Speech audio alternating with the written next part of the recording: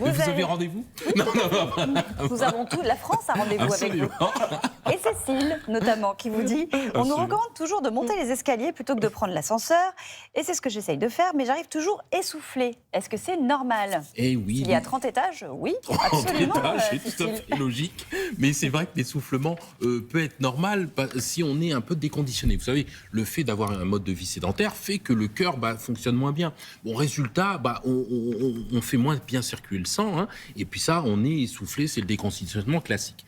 Mais quand est-ce qu'il faut s'inquiéter quand on est essoufflé? C'est si, par exemple, brutalement, vous avez l'habitude de monter 2-3 étages sans problème, de faire 2 pâtés de maison sans problème, et que vous êtes essoufflé, là, c'est pas normal, il vaut mieux aller consulter. Pire, si vous êtes essoufflé alors que vous êtes au repos. Ça, c'est pas normal aussi. Oui. Ou encore, si vous êtes essoufflé, effectivement, dans Maya, vous souriez, vous me faites rire. Et puis, si vous êtes essoufflé... Voilà.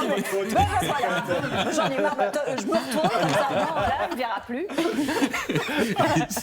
Et si vous êtes essoufflé et que vous avez d'autres symptômes, bien évidemment, vous avez de la fièvre, vous avez de la toux, vous avez les jambes qui gonflent, vous avez des vertiges, tout ça, c'est pas normal. Et effectivement, il faudra chercher la cause, consulter son médecin. C'est souvent le cœur, les poumons ou l'anémie qui peuvent être responsables de ce genre de symptômes. Donc, à prendre avec attention, effectivement. Et consulter, oui. Nadia de Saint-Quentin-en-Yvelines qui vous dit « Je me suis fait une entorse à la cheville il y a 3 mois.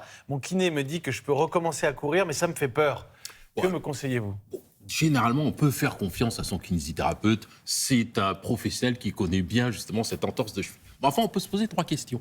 Premièrement, est-ce que ma cheville est douloureuse? Est-ce qu'elle gonfle? Et est-ce qu'elle est instable? Si on répond non à ces 3 questions, vraiment, on est détendu, on reprend progressivement, il n'y a pas de souci. Si on répond oui à une de ces questions, on va reconsulter. On va reconsulter son médecin ou un médecin spécialiste parce que peut-être que vous souffrez d'une séquelle d'entorse de cheville. Alors, c'est quoi la séquelle? C'est parce que, les ligaments ont mal cicatrisé ou alors vous avez une lésion étendue de ligaments, une atteinte articulaire avec le cartilage qui peut être abîmé ou une atteinte tendineuse. Bref, le spécialiste recherchera ces causes et vous permettra de guérir, évidemment. Question de Fabio d'Arles. Mon médecin a diagnostiqué un rhume de hanche à mon jeune fils de 5 ans. D'où est-ce que cela vient? On ne sait pas trop. Alors c'est... Adrien ne connaît pas le rhume de hanche. rhume de hanche? Oui, la hanche éternue. Absolument. La hanche éternue. Alors, rien à voir. On se mouche là. Alors, Pas du coup, toi, de toute façon.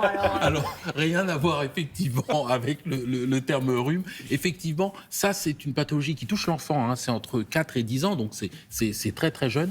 Et c'est une inflammation en fait de la hanche. C'est une synovite, on dit il y a une inflammation de la hanche qui est assez douloureuse. Ça dure pas très longtemps, ça dure entre 1 semaine et 2 semaines grand maximum. Oui, mais je crois que l'enfant, par exemple, le matin ne peut pas poser le pied par terre. Quoi. Absolument, vraiment, ça fait très mal. Ouais. Ça fait très mal, donc il peut pas poser. Donc le traitement, c'est l'alitement. Hein. C'est vraiment d'attendre que ça passe. On peut prendre des antalgiques, mais pas d'anti-inflammatoires, pas d'antibiotiques.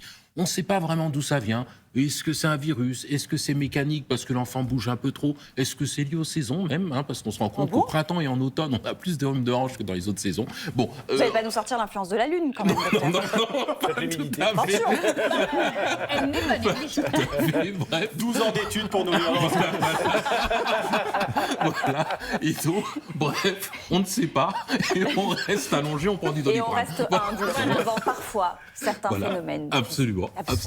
Et on fait dodo. Très bien. Bon. Merci beaucoup Voilà. Jean-Marc. On passe à Adrien en route vers le